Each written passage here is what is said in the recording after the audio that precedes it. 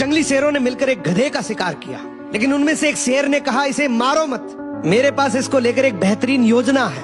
उस योजना के तहत शेरों ने गधे को अपने साथ रखा, उसकी देखभाल करके उसका विश्वास जीत लिया। फिर एक दिन उसे वापस गधों के समाज में भेज दिया।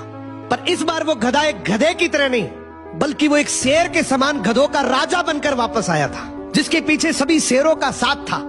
इसलिए बाकी सारे गधे इससे डरने लगे और उसके खिलाफ बोलने से कतराने लगे।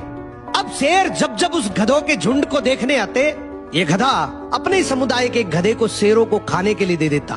ये गधा गधों के बीच तो एक शेर जितना ताकतवर बन गया था, लेकिन शेरों के बीच वो अब भी एक गधा ही था।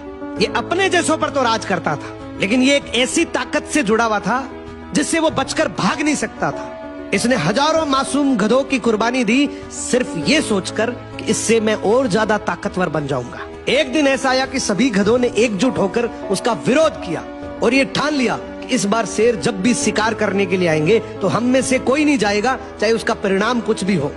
अगले दिन जब शेर आए तो ये गधा अकेला ही खड़ा था, इसके पास कोई दूसरा झुंड नहीं था।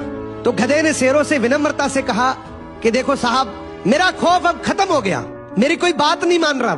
तो शेरों ने डिसाइड किया कि चलो अब तू किसी काम का नहीं है तो तू ही साथ चल ले, आज का हमारा भोजन तू ही बनेगा।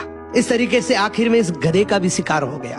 हर समाज के अंदर एक ऐसा गधा जरूर होता है जो अपने लालच के लिए, अपनी ताकत बढ़ाने के लिए अपने ही समाज